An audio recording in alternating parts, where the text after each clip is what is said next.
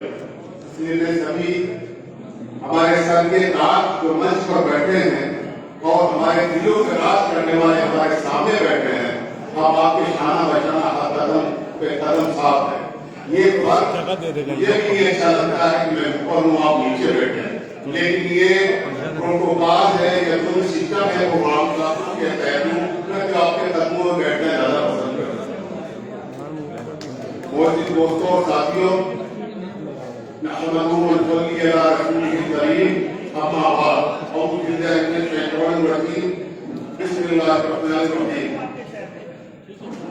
Mission इकरा का ये जो सेमिनार है, जाहिर बात है एजुकेशन पे है, तालीम पे। आज के दौर का सबसे बड़ा चैलेंज एजुकेशन।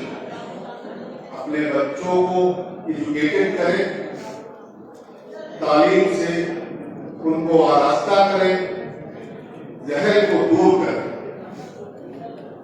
जहल हर गुमराही की बुनियाद है। दोस्तों, मैं यह तमाम लोगों से कहना चाहूंगा कि आपने कभी गौर किया है, क्या आपने कभी सोचा है इस्लाम से पहले के जमाने को दौर जाहिलियत है और इस्लाम के दौर को दौर इस्लाम है। अगर वो दौर जाहिलियत था तो ये दौर यही होना चाहिए। तो मालूम ये हुआ कि इस्लाम के मुकाबिल दौर जाहिलियत को बिल्कुल अलग रखा गया है। अगर यहाँ इस्लाम है तो उसको दौरे जाहिलियत कहना, अगर यहाँ इस्लाम है तो उसको दौरे जाहिलियत कहते हैं, तो उसको दौरे जाहिलियत दौरे जो है इल्म कहना चाहिए था। लेकिन इसके मुकाबले इसको बिल्कुल अपोजिट रखा गया। पता ये चला जहाँ इस्लाम होगा वहाँ जाहिलियत नहीं होगी, और जहाँ जाहिलियत होगी वहाँ इस्लाम नहीं होगा। एक ऐसा इस्लाम हम जी रहे हैं। और कीजिए, हम मुसलमान भी हैं और जिहादत भी कर रहे हैं। हमारे नबी ने जो दुनिया को दावत दी,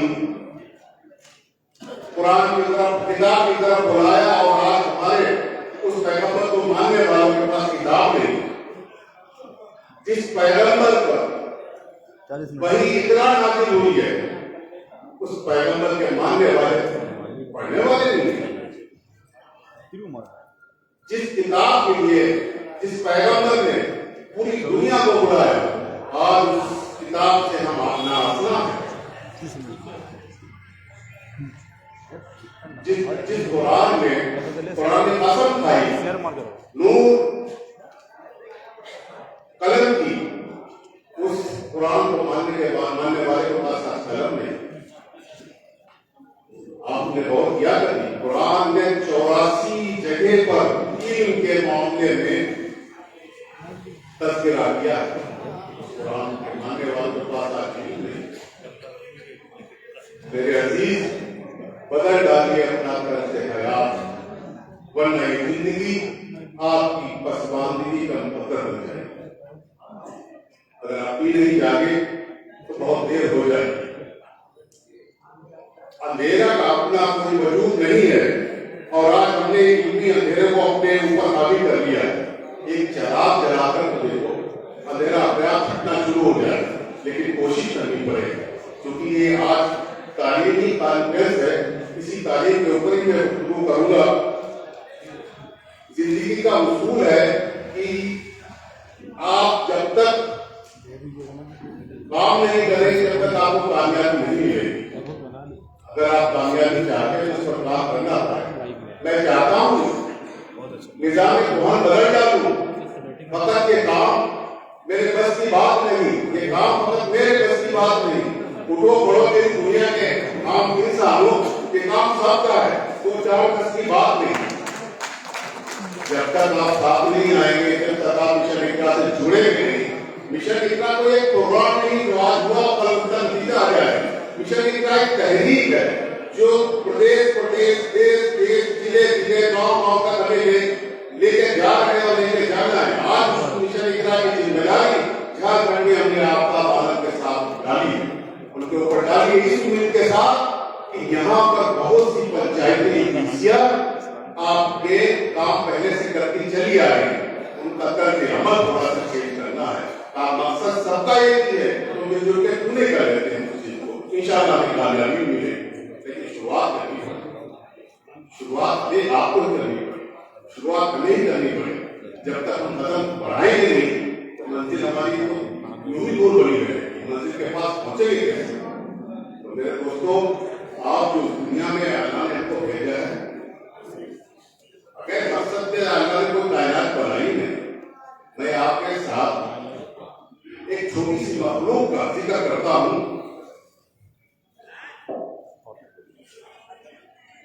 एक इतनी छोटी मखलूक जिसको हम अपनी नंगी आंखों से नहीं देख सकते, वो हमारे स्किन में छुपी रहती है, हमारे आंखों के बालों में छुपी होगी, जिसको हम देख नहीं सकते। जो हम रात को सोते हैं तो नर और मादा दोनों निकल के हमारे चेहरे पर हलचल करती है, वो अंडे देती है, हमारी पलकों में अंडे होते हैं, फिर वो अपना काम शुरू करती है।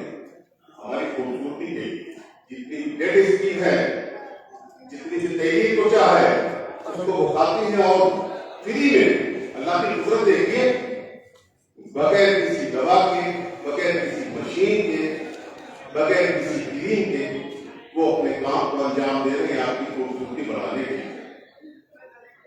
जब इतनी छोटी मखलूक का भी मकसद कोई अल्लाह ने दिया है, आपको अशरफुल मखलूकात, आपके ऊपर बहुत जिम्मेदारियां हैं। अपनी जिम्मेदारी कब संभालोगे, अपनी जिम्मेदारी कब समझोगे। हम इधर उधर भटक रहे, कोई हमारी मदद को आ जाए, वही नहीं आने वाला। मैंने जो आपने पैगंबर की जो बातें बताई हैं, अब बहुत कोई नबी आने वाला नहीं है। इसके इंतजार में बैठे हो, किसका इंतजार कर रहे हो। सात समुद्र पार से आके आपके बच्चों को कदम पकड़ाने वाला नहीं, आपको खुद कदम पकड़ानी पड़ेगी। दूसरों की तरफ देखना छोड़ दो, अपनी तर्ज हयात बदल लीजिए, इंशाअल्लाह अंजाम उसके भीतर ही होंगे और कोई न कोई नताइज आने शुरू हो जाएंगे। हमने 2023 में मिशन इकरा शुरू किया, हम चले थे, वो एक शेर है इसमें बार बार पढ़ाया था, अरे लेकिन 2-4 लोगों ने उसमें शुरू किया, उसमें आपके बिहार के बहुत से लोग वहाँ मौजूद थे, प्रोफेसर साहब और खुर्शीद आलम साहब, अब्दुल रहमान साहब, ये सभी लोग वहाँ होते। तो वहाँ ऐलान हुआ था कि हम ये पढ़ाई के लागू करनी चली आ रही है, अपने क्षेत्रों हमारी कंट्री में यूनिट में उतार रहे हैं, जिसको जहाँ जरूरत हो उसकी जरूरत फराहम जानकारी कर रहे हैं। लेकिन सबसे मेन जो काम है तालीम, तालीम को एक साथ लेके चलना पड़ेगा, जब भी हम उसमें कामयाब हो पाएंगे। वो अलग अलग करेंगे तो उसमें कामयाबी हो सकती है। तो 2023 में मिशन इकरा का आगाज हुआ था, वहां से जब हम चले हैं तो हमको जाहिर आदमी ज्यादा पढ़े लिखे नहीं है, लेकिन हमारे मिशन को, हमारी नीयत को, हमारे कर्ज अमल को तो लोगों ने देखा, वो साथ जुड़ते चले गए।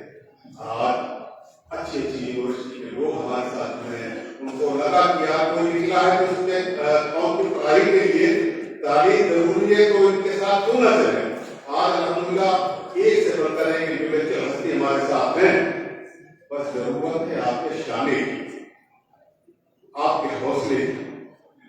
आप हौसला बनाते हमारे साथ में और बढ़ जाएंगे।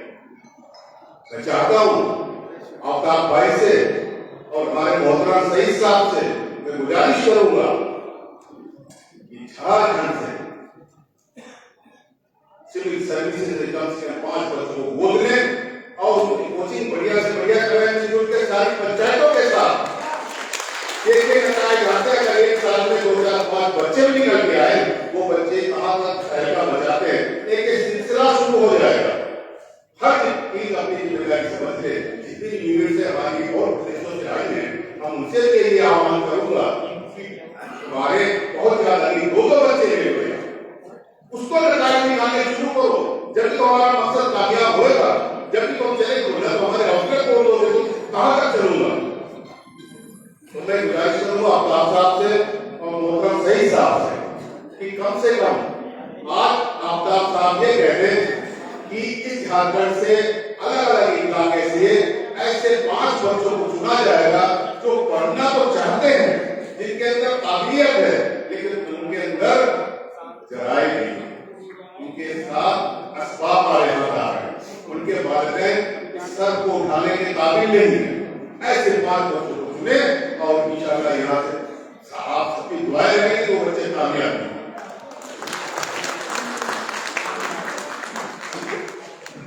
दूसरी बात, अब ये तो तालीम की बातें हो गई है और बहुत सारे हमारे वक्ताओं ने, हमारे वकीलों ने तालीम पर बहुत ज्यादा फोकस किया, आपको समझ किया, आप भी इसको बहुत अच्छी तरीके से जानते हैं और हर जुबान पे हर फोटो पे ये है कि तालीम बहुत जरूरी है, तालीम बहुत जरूरी है, लेकिन करें क्या? सोचना ही काम नहीं है, सोच को अमल में लाना काम। जब तक अमल में नहीं लाएंगे हम सोचते सोचते सोचते सोचते चले जाएंगे और बहुत सारे चले गए, ऐसे आने वाली नस्लें हमारे क्या कहेंगी उनकी फिक्र करें। अब तक तो चल गया जैसा चलना, लेकिन आज माहौल भी है, स्कूलिंग भी है, सभी कुछ है, लेकिन आपको थोड़ा सा एक्टिव होना पड़ेगा, इंशाअल्लाह उसमें कामयाबी हमें मिलेगी। तो अब मैं समझे तो तुझे दौर भुला डालेगा, तुमको तारीख के पन्नों से मिटा डालेगा, अपनी तकदीर को इन हाथों से लड़ना होगा, मेरी कौम के लोगों तुम्हें पढ़ना बगैर इससे कोई गुंजाइश है नहीं, बिल्कुल गुंजाइश नहीं। अब रहा मसला की तंजीम है, बगैर पैसे तो चलनी नहीं, इतनी बड़ी संस्था है, इतनी बड़ी तंजीम लेके मिशन को लेकर चल रहे हैं।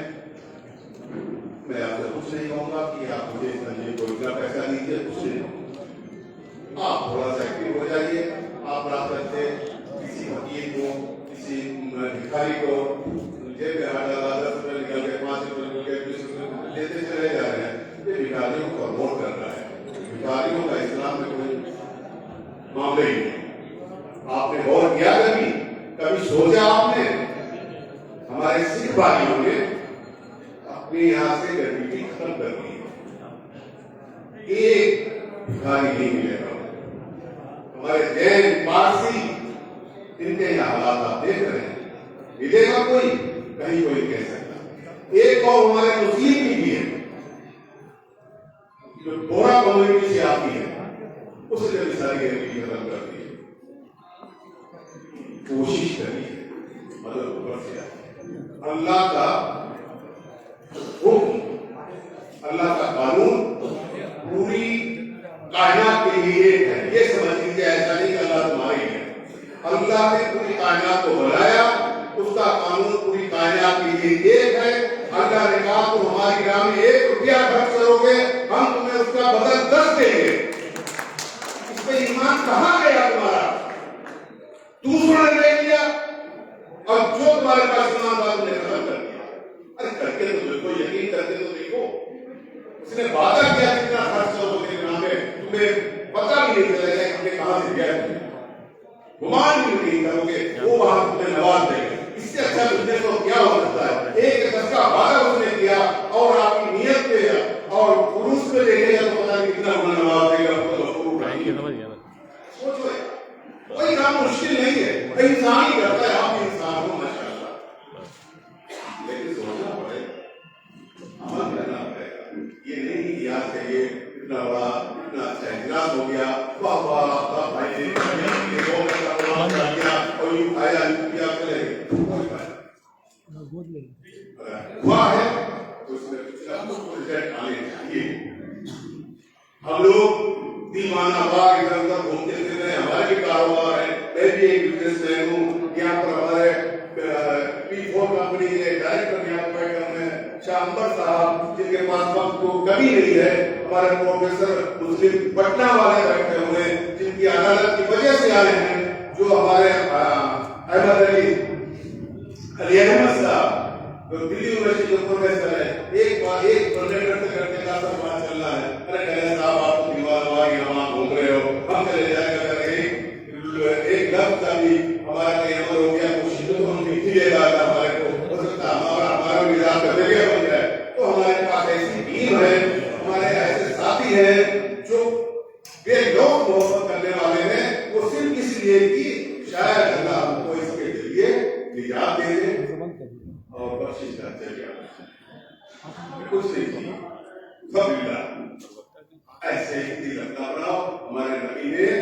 रहे दिल के लिए तालीम हुई है। तो कैसे बर्दाश्त हो जाता है? कोई जरूरतमंद तुम्हारे सामने खड़ा है और तुम उसकी जरूरत पूरी करने की दम रखते हो और बर्दाश्त कर रहे हो? क्या कर रहे हो भाई? सोचो। हमारे मंत्री ने यूं कह दिया कि उसके बाद एक बड़ी तकलीफ बात भी कह दी है, जिसका मफहूम ये है कि अगर आपके सामने कोई जरूरतमंद आपका खड़ा है और आप उसको उसकी जरूरत को पूरा करने में आगे रहे नहीं करते तो नेक तुम्हारी हो सकते हो, आदि हो सकते हो, सब कुछ हो सकते हो, पर नेक नहीं हो सकते। खंजर चले किसी पे तड़पते हैं हम अमीर, सारे जहां का गर्व हमारे जिगर में। जब तक ये नहीं आएगी आपके अंदर, जब तक कौम की आप खिदमत कर ही नहीं सकते। ये जज्बा आपको लाना होगा, ये जज्बा आपको अंदर पैदा करना होगा, जब हम कामयाब होंगे। माना कि खिदमत का जो जज्बा आसान नहीं है, लेकिन ये दुआ है। खिदमत ये माने खिदमत का जज्बा आसान नहीं है। चुनता है खुदा जिसको वो कोई आम नहीं है। हमको भी खुदा चुन ले इस काम के लिए, दुनिया में इससे अच्छा कोई काम नहीं है। सोचो, दुआ करो अल्लाह हमसे भी ये काम ले ले।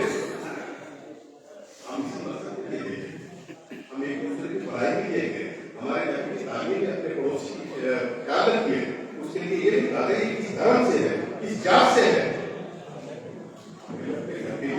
घर तो संभालो, हम पूरी दुनिया को संभालने की ताकत रखते हैं। ऐसा अपने आप को क्यों ना परेशान करके हमारे भाई ने एक चीज देखी यहाँ पर कि हमें राजनीति में कयादत देनी चाहिए। ऐसे भी नहीं अपने नाम को तो छुपा रहे हो तो क्या जरा ठीक ठाक हो जाता है, तरतीब वजह जिंदगी लिख देते हो, खान लिख देते हो। मैं आपको कहना चाहता हूं आपके डॉक्यूमेंट में शुरू में कुछ भी हो गया हो, लेकिन आज कसम खाओ आज के बाद जब भी बोलचाल की भाषा में कहेंगे कि मेरा नाम मोहम्मद रफी सिद्दीकी है, जब भी चमकोगे, वरना तो छुपे रहो, दिखी नहीं गए हो। और आज का दुनिया का उसूल यही है, जो दिखता है वही बिकता है। अपने लक़ब को आम कीजिए, जब ही चमकिएगा। जब मालूम हो गया आफ्ताब के पीछे यहाँ पर झारखंड में कितने गांव है, सही साथ के पीछे इतनी कौम है, तमाम पंचायतों के पीछे इतनी कौम है। हमारे मंत्री साहब ने बहुत इतनी तादाद के सारा मामला है और अपने अपनी तादाद खुद का खुद खत्म कर दिया और कह दिया, गलत कह दिया हो या जोश में कह दिया हो, माजरत चाहता हूं। बहुत दुआओं के साथ अल्लाह आप सबको खुशफुकान रखे, आप सबको साथ और आबाद रखे, खुश रखे, सलामत रखे और इस नाचीज को अपनी दुआओं में याद रखना। बहुत बहुत शुक्रिया। मुझे समय को देखते हुए क्योंकि मंत्री जी और हमारे राज्यसभा सांसद को कहीं जाना है, इसलिए थोड़ा देर के लिए प्रोग्राम को छोड़कर पहले उनको करने हैं।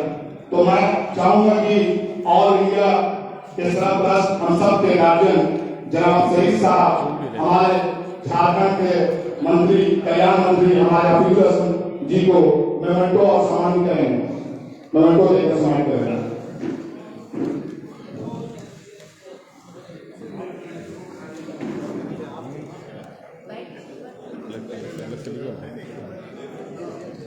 आगे मत जाकर आगे मत जाना, आगे मत जाना, आगे मत बोलो जी।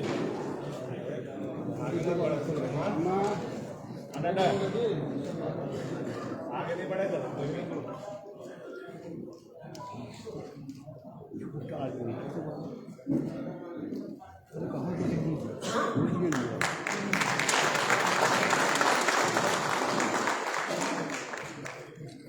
अब हम चाहेंगे कि झारखंड के अल्पसंख्यक मंत्री हफीजुल हसन जी से गुजारिश करेंगे कि हमारे ऑल इंडिया के सरपरस्त हम सब अपने गार्जियन को भी मोमेंटो और साथ देकर सम्मानित करेंगे।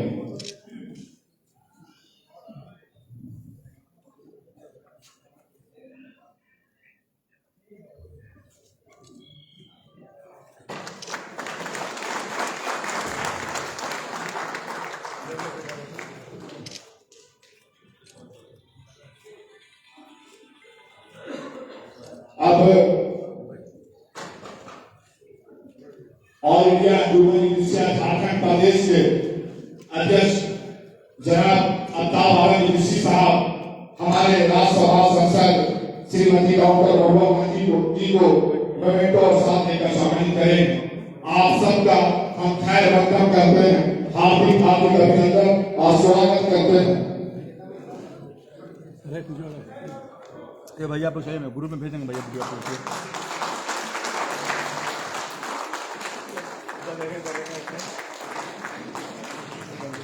ए भाई हना खिजाना हना भूल जाऊंगी आगे चल जा।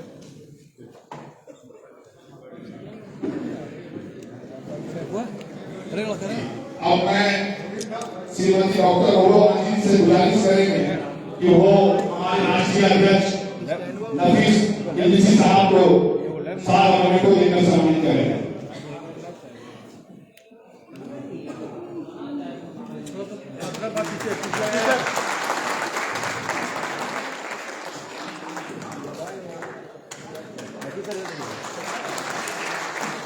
अब मैं मंत्री जी को कि हमारे प्रदेश अध्यक्ष अल्ताफ साहब को साथ देकर सम्मानित करें।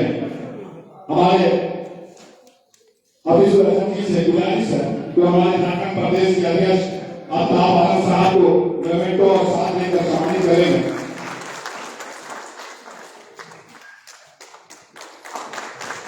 बहुत बहुत शुक्रिया। अब मैं अल्ताफ आलम के लिए पढ़कर सीधे डॉक्टर महुआ जी को बताएंगे कि चींटी जब दाना लेकर चढ़ती है दीवारों पर तो 100 बार वो फिसलती है, हर बार वो कोशिश करती है और कोशिश करने वालों की कभी हार नहीं होती है। कुछ किए बिना जय जयकार नहीं होता। बाबा साहब के लिए जोरदार ताली स्वागत करें कि बहुत उन्होंने मेहनत किया सजाया। और मैं सीधे राज्यसभा श्रीमती डॉक्टर महुआ जी से गुजारिश करूंगा कि वो मंच पर तशरीफ लाएं और अपनी बातों को रखें।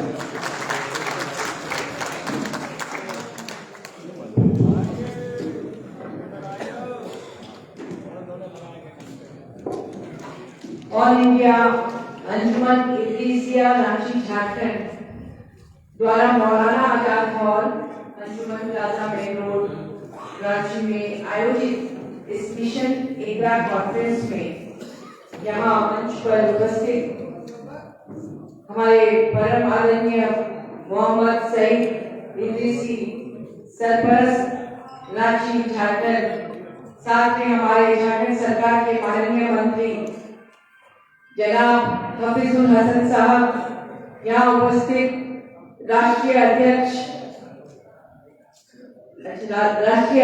मोहम्मद हाजी Mohammad Nafees Idrisi Sahab, Mohammad Aftab Alam Idrisi state president, Abul Kalam state vice president, यहाँ उपस्थित हमारे आदरणीय Mohammad Kaleem Idrisi treasurer, Mohammad Sajjad Idrisi sports person और जितने भी यहाँ पर मंच पर इस इद्रीसी समाज के तमाम सम्मानित पदाधिकारी उपस्थित हैं। साथ ही इस सभागार में उपस्थित इस समाज के सभी गणमान्य अतिथियों को, सदस्यों को और मीडिया के बंधुओं को मेरा आदाब जोहार। ये इतना अच्छा सहयोग है कि जो संस्था लगातार शिक्षा के प्रचार प्रसार में लगी हुई है, इसके तमाम महत्वपूर्ण लोग यहाँ उपस्थित हैं और ये हॉल जो है मौलाना अबुल कलाम आजाद जी ने के नाम पर ये बना था और जो शिक्षा के प्रसार प्रचार में उन्होंने अपनी पूरी जिंदगी लगा दी।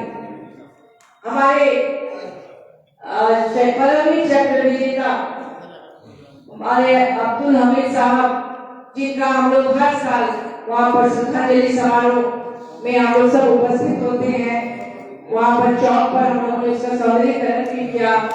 उन्हीं की याद में इस संस्था का निर्माण हुआ था, इसकी स्थापना हुई थी और लगातार वर्षों से आप लोग शिक्षा के प्रचार प्रसार के लिए काम कर रहे हैं।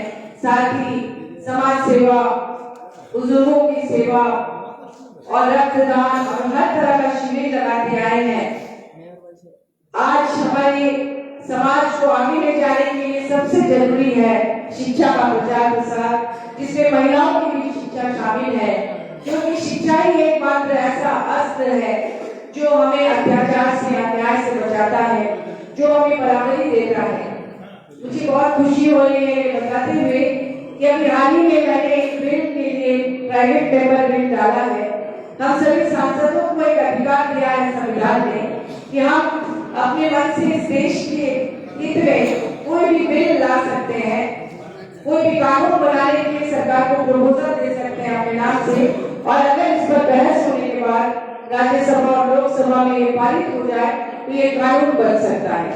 तो मैंने 24 तारीख को पिछले 2-3 सालों से मेरे दिमाग में एक आइडिया था, जब हम देखते थे कि हमारे गांव के स्कूल के बच्चे, बस्तियों के स्कूल के बच्चे और जो प्राइवेट स्कूल्स में पढ़ते हैं ICSE और CBSE बोर्ड्स में, उनके साथ कम्पीट नहीं कर पाते हैं, उनका अलग मीडियम है, अलग बोर्ड है, और फिर वो कहीं जाकर हायर एजुकेशन में इंजीनियरिंग या मेडिकल या MBA की पढ़ाई में उनके साथ पिछड़ जाते हैं और हिंदा बोझ उनके मन में घर कर जाता है। तो ऐसे प्रतिभाशाली बच्चों को भी एक जैसी शिक्षा मिले, ऐसा माहौल मिले, क्योंकि हमारे संविधान ने एक समान शिक्षा का प्रावधान दिया है। तो मैंने एक बिल लाया है और उस बिल का नाम है the national uniform education bill 2026। ये मैंने कहा कि केंद्र सरकार एक ऐसा सिलेबस बनाए कि क्लास 1 से लेकर 10th तक या 12th तक पूरे देश में एक ही सिलेबस रहे और हर राज्य को यह अधिकार रहे कि वो अपने हिसाब से अपनी मातृभाषा में अपने स्थानीय लैंग्वेज की पढ़ाई भी कराए, उसके लिए अलग अंक निर्धारित हो। जैसे अगर कोई झारखंड से है तो अपनी मातृभाषा मान लीजिए उर्दू है, हिंदी है, संताली है या जो भी है, बंगाल में कोई है तो बांग्ला पढ़े, गुजरात में गुजराती, हर एक का वो प्रावधान भी रहे, वो छूट रहे, और फिर आगे की जो पढ़ाई है, बाकी जो पढ़ाई है वो एक जैसा सिलेबस हो, ताकि वो बच्चे आगे जाकर अपनी प्रतिभा के अनुसार उन पदों पर आसीन हो सके। तो ये बिल अगर केंद्र सरकार मंजूर कर देगी, नेक्स्ट सेशन में बिल आ सकता है, तो फिर एक बहुत बड़ी क्रांति आएगी हमारे देश में और सबको बराबरी का दर्जा मिल सकता है। तो आप लोग चाहेंगे ना ये बिल आ जाए? तो मैं चाहूंगी, क्योंकि अभी मेरे नाम से दर्ज हो गया, मैंने ई-पोर्टल पे उसको डाल दिया है। तो आप लोग के साथ मैं भी हूँ, आप लोग शिक्षा के प्रचार प्रसार में काम कर रहे हैं। मैं ज्यादा समय इसलिए नहीं लूंगी कि हमारे माननीय मंत्री जी को भी कहीं जाना है और हमारी पार्टी का भी कुछ कार्यक्रम है जो अभी चल रहा है।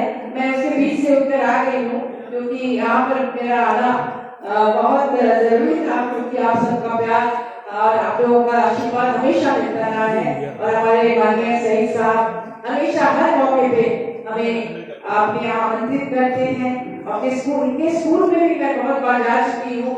ये खुद एक मिसाल है, क्योंकि लगातार अपने स्कूल के माध्यम से और समाज में विभिन्न कार्यक्रम करके वो हमेशा सेवा में रहते हैं, चाहे शिक्षा के लिए हो, और जो प्रतिभाशाली बच्चियां हैं उनको भी बार बार यहाँ सम्मानित किया जाता है। मैं कई कार्यक्रमों में शामिल रही हूँ ताकि वो प्रोत्साहित हो और वो दूसरे लोग उसके लिए रोल मॉडल बने। बहुत बहुत धन्यवाद आप सबको यहाँ आमंत्रित करने के लिए। बस जल्दी से नगर वेलफेयर सोसाइटी के जहांगीर साहब हमारे मोमेंटो इंडिया के गार्जियन सरपंच जनाब सही साहब को देंगे। नगर वेलफेयर सोसाइटी गरीबों का, कई लड़कियों का, गरीबों यतीमों का शादी कराया है।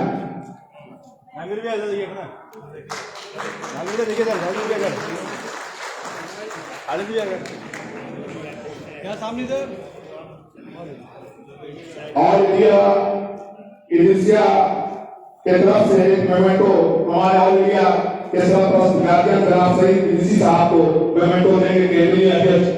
जल्दी से करें, क्योंकि मंत्री जी का वक्त नहीं है और मुख्यमंत्री जी का विभाग को सुनना हम सबको।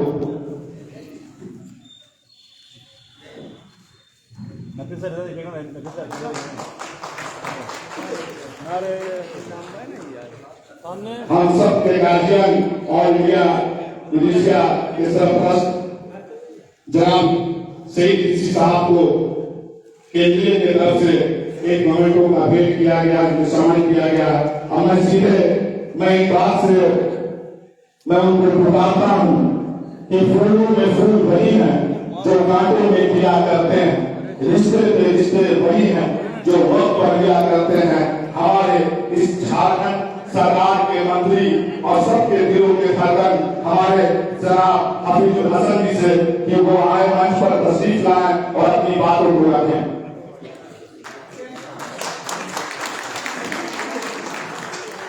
डिस्टर्ब नहीं करिएगा भैया, पहले बोल रहा ना।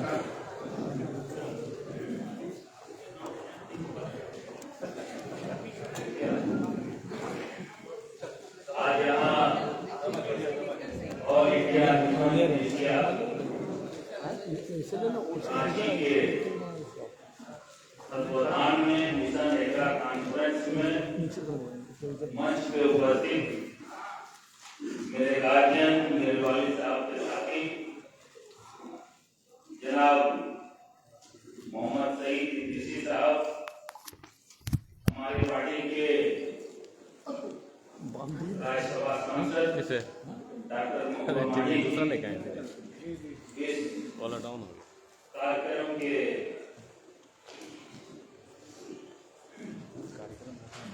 और झारखंड के इंडोनेशिया समाज के अध्यक्ष आफ्ताब भाई और दिल्ली से आए हुए तमाम जगहों से आए हुए मेरे भाइयों, ये कॉन्फ्रेंस का नाम दिया गया है कॉन्फ्रेंस। अल्लामा इकबाल ने अपने कलम से, जैसे कि यहाँ आने से पता चला, पहले भी पता चला कि वो भी इंडोनेशिया समाज से हुआ है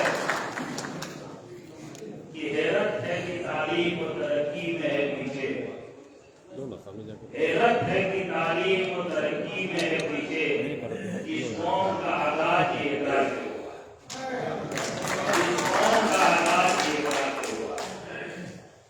आज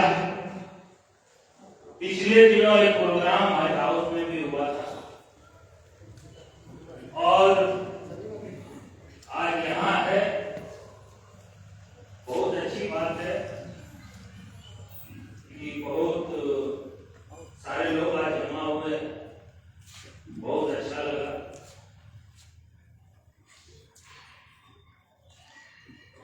एकरा मतलब पढ़ो और अपने बाल बच्चे को पढ़ो, इसी पे काम करना है और इसमें काम हम लोग कर भी रहे हैं। और हम जहां भी जाते हैं, मेरा आप स्पीच जहां भी, चाहे फुटबॉल में जाए, चाहे क्रिकेट में जाए, चाहे किसी भी तरह का प्रोग्राम है, वहां शिक्षा के बारे में हम जरूर सोचें, क्योंकि यही एक है औजार जो आप जो माहौल है हिंदुस्तान का, उस माहौल में लड़ने के लिए आपको शिक्षा हथियार है जिसे आप आप इंजीनियर बनिएगा, डॉक्टर बनिएगा, IAS बनिएगा, IPS बनिएगा, PDO बनिएगा, CO बनिएगा, तब आप उस जो सिस्टम है उस सिस्टम का हिस्सा होगा। हमारी सरकार भी बहुत जल्द व्हाइट हाउस में APSC, CGL, नीट, इंजीनियरिंग का तैयारी करने के लिए बहुत जल्दी कोचिंग स्टार्ट हम लोग कर रहे हैं। कोई बात ऐसा होगा वो कैंसिल हो गया नहीं, उसमें जो हम लोग बाइबल रखते थे, जो सिस्टम रखते थे, उसको फुलफिल नहीं किया। और मैं आपसे वादा करता हूं कि आप हर मोड़ में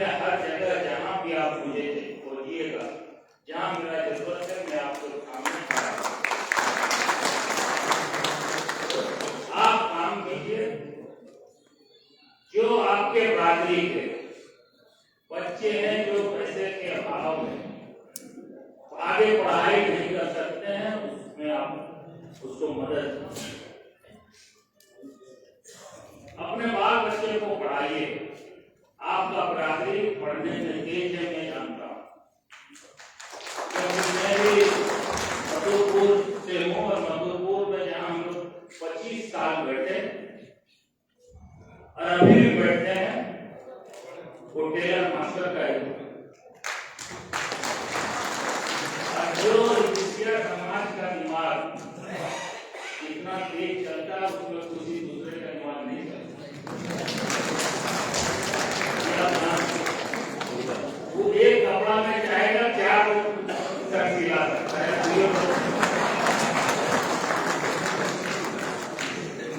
इसीलिए आप अच्छे समाज से हैं और पढ़े लिखे भी समाज है। बहुत लोग आपके समाज से पढ़ा हुआ है। ज्यादा नहीं कुछ कहते हुए मैं बस इतना कहता हूँ कि मेरे गार्जियन तो यहाँ के सही साफ है। आज जैसा से कैंपिंग करने की ये बराबर हम हमारे बारे में पूछते भी हैं अपना भाई और अपना भाई भी मेरे पास बहुत ज्यादा जाते हैं और अपना थे तो इनका तो तेरा ही नहीं। तो मैं अपने हिसाब से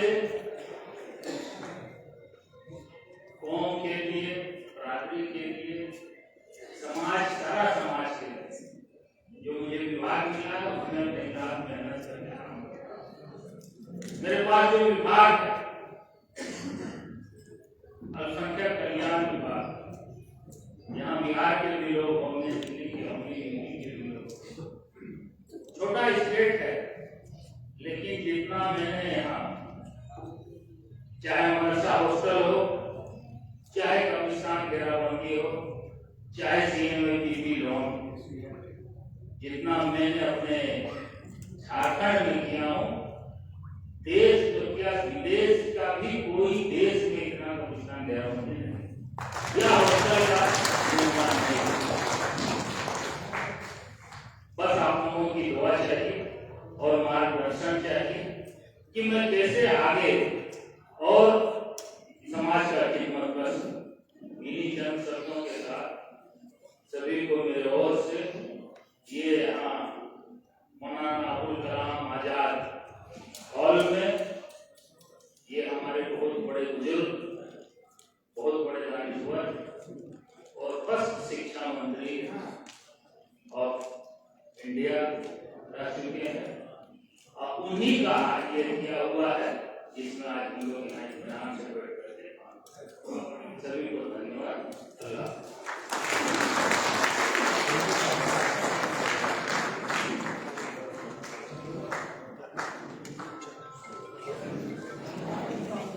बहुत बहुत शुक्रिया। क्योंकि